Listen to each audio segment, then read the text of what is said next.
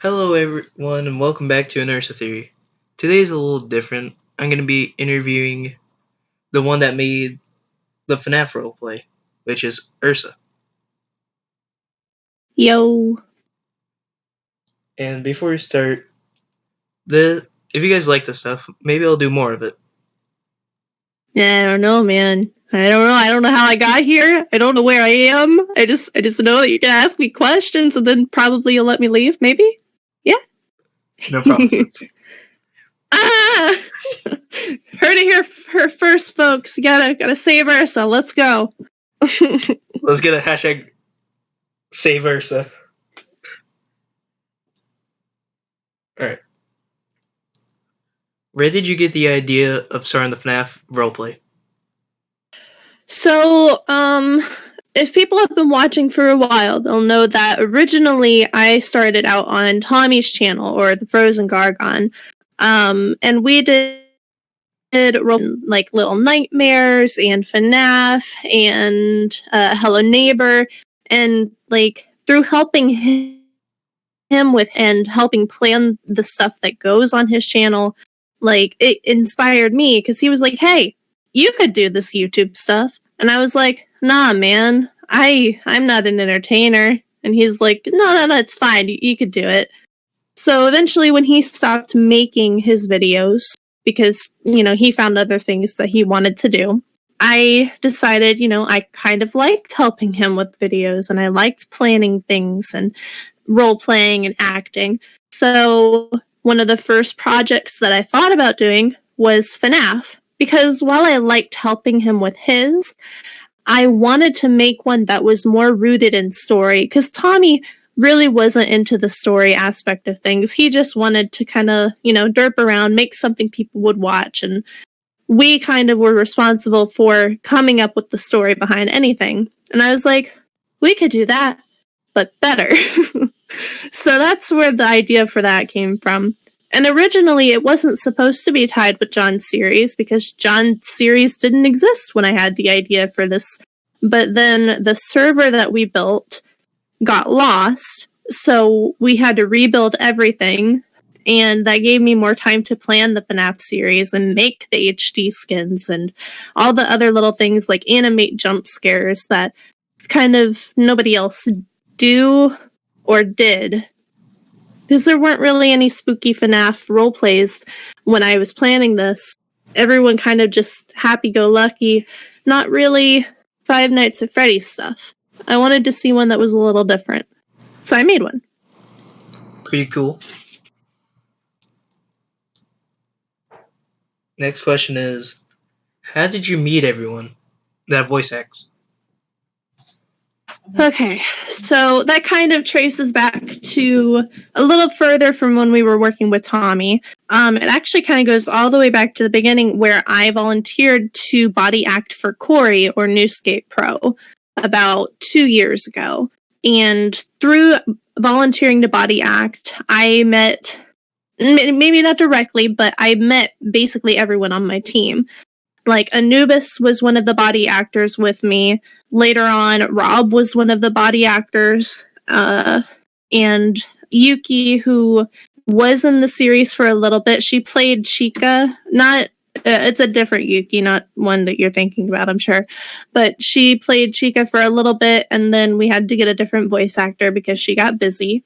But she was also someone I met through Corey. And then eventually it kind of expanded, and I met people through working with Tommy. And then eventually it came full circle, and I met people just through making the series, like Pandy, who now plays Chica. She was someone who watched the series first, which is, a different experience. So, yeah, just kind of meet everybody in a big circular YouTube fashion. Kind of interesting how it ended up this way. Very interesting. So, if you could change anything on the series, what would it be? The lag. Like, the first time we talked about this, right? I'm not changing my mind, because not my recording software, my recording software, for some reason the settings were off, so the first 3 minutes of every video that I recorded would lag, and I had no idea where it was coming from because in the actual game, so it was only later on where I was like, okay, what do I do? So I many of the opportunities that I did is I would cover the lag with glitches, and that's kind of how the glitch text started because I tried to cleverly hide the lag by giving someone something else to look at, and that was the glitches. But then that kind of turned into a whole different outlet of storytelling, so I'm glad that happened. But yeah, if I could fix anything, I would fix that because it kind of took the quality down a little bit. And I want to make good, or at least the best quality that I can while still having fun with it. I see. Now this was on my mind. On your latest video for it with the nightmares, you did say who voice acted the nightmare animatronics. Yeah, I mean, it's no secret, though. You can pretty much tell. I'm sure you can give me a guess here because there's only two of them, and, I didn't really have to cite them because they're already in the description. Oh wow. You know exactly who it is. Don't play like you don't. You're it. Obviously, Nightmare is played by Anubis, and a certain Fusion is played by John. Their voices are very unique. I'd be, a little concerned if you didn't realize who it was playing those characters, if you've been watching the series for a while. I have, but people who hasn't. Mm-hmm. No, honestly, I just completely forgot to add on those particular roles since they already each have multiple roles attributed to them. Like Anubis is already, what is his description? It's like, Murder Rabbit. Yellow murder blue bunny with great eyebrows or something. I don't know. I gave them really long, stupid descriptions because people don't read my description, and they should because I hide things there. You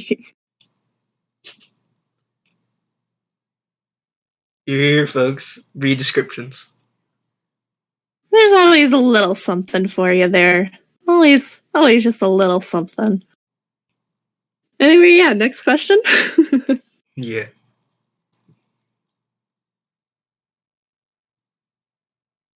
Okay. So, what was your favorite part of the series? All of it? I don't know. Nothing that I've done hasn't been my favorite. Literally, only things that happen off screen are the not good part. But that's also where we get like the best bloopers and stuff. I don't really think I have a favorite. I just kind of like all the little really funny parts and even some of the serious moments. It's fun being able to make a semi-serious Minecraft roleplay of all things that can kind of tug at your emotions. Minecraft is a really cool medium to make things. It's like I have an opportunity to make a TV show, and that's really cool because it's like the lowest budget you could possibly get. You're right. That's what it is, I want to tell a cool story, and I just got really lucky that the people I work with want to do it for, a penny a day. A penny a day. Not that I pay them, but I would if I could.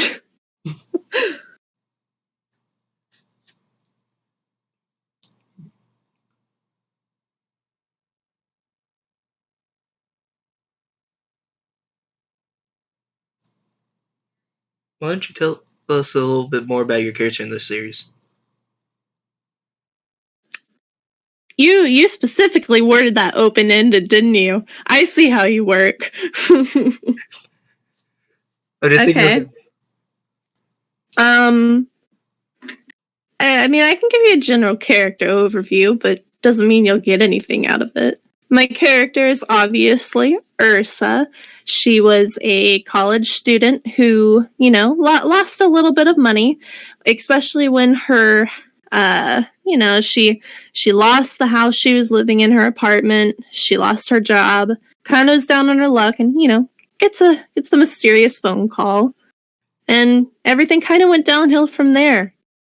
she had some friends from college who apparently have been, in this whole mess from the very beginning. But, I mean, there's not much to say about Ursa. Not much to say. Oh boy, evil plans. You can read between the lines, I think, in a lot of the episodes. But if I spell that out for you, where's the fun in that? You're right. There's no point, so there's no theories. And they tell you there's no point in theories. I mean, why don't you tell me about some of the theories that exist around my character? Theories? Yeah. Yeah, you do your research.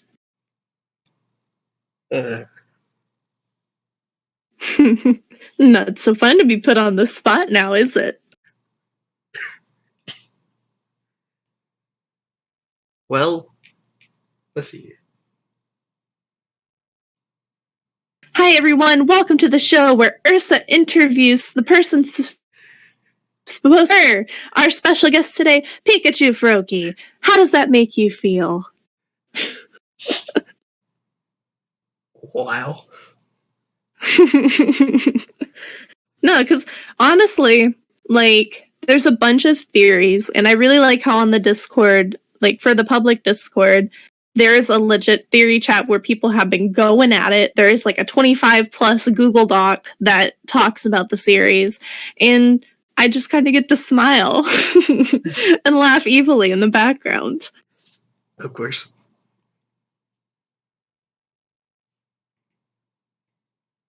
Anyway, while you think about that, why don't you ask the next question? Although I'm still going to come back to that because I put you on the spot and you still haven't answered. So, Okay then. So, do you ship anything? No, I mean, actually, hold on. Rob X John, even though she's not, in the series, but she is his girlfriend, so that's there. And Ursa X Escaping, that's a good one. Ursa X Sleep, that's another good one. Everything else now. At the end of the day, you have to remember these are dead children and or dead grown adult inside of animal suits, and one of them is married. So that's real weird. You're right. Bonnie X soap. Bonnie X soap is also acceptable. So I was reading Discord and there's one that says Ursa X Springtrap. Yeah, see, listen. He is a corpse inside of a bunny suit who is also married and from a different dimension. Think about it.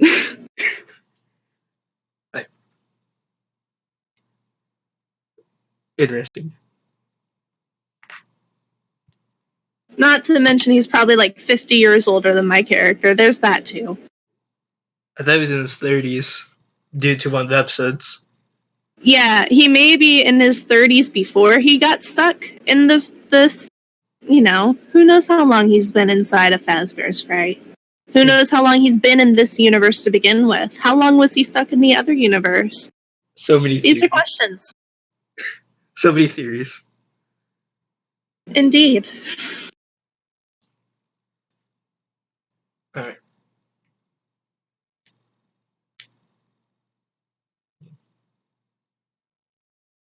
I see the real reason you wanted to do this interview again is because you wanted more questions. There was like 4 last time. Yes. I see how it is. Or I just want to do something different for once. See how people like it. They better like it. I'm gonna feature it. I'm gonna show people and be like, hey, look, I support the theories because I get to laugh about it. I just remember the time you just said you were going to do a flip. I'm still gonna do a flip, but I do it to where I won't hurt myself. So gotta do some planning. Don't. You can't stop me. People are making theory videos, sir. There'll be a flip. Also in the Springtrap. You can try. Okay. Anyway, back on track. You got any other questions for me?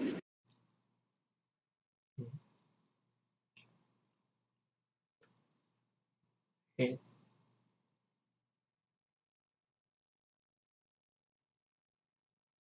Hello? Hello? You have any questions? No, not really, not anymore. Alright, cool. I mean, we can wrap this up then, or, you Yeah. can actually answer my question. Huh. Well, anyway, thank you all so much for watching. You see this? You see what I have to deal with? This is the kind of I'm interviewee joking. that I get. I'm joking. To answer your question, I think John set your character up to it. Is that a theory or is that proven in the series? But a little bit of both. Yeah, no, John definitely had a little bit of behind the scenes pulling the strings, if you know what I mean. Confirmed. He did this. Just some food for thought. If you've seen his videos before he comes to Fazbear's fight with Molten, they specifically talk about it will not work. Just throwing that out there. Okay. Well, thank you for coming out, Miss Ersa. Yeah, you got a nice place here. Cool, comfy couch, nice, fancy 5-foot chandelier hanging from your ceiling. It's pretty nice. Pretty fancy place. Thank you. Well, thank you all so much for watching, and see you all in the next one.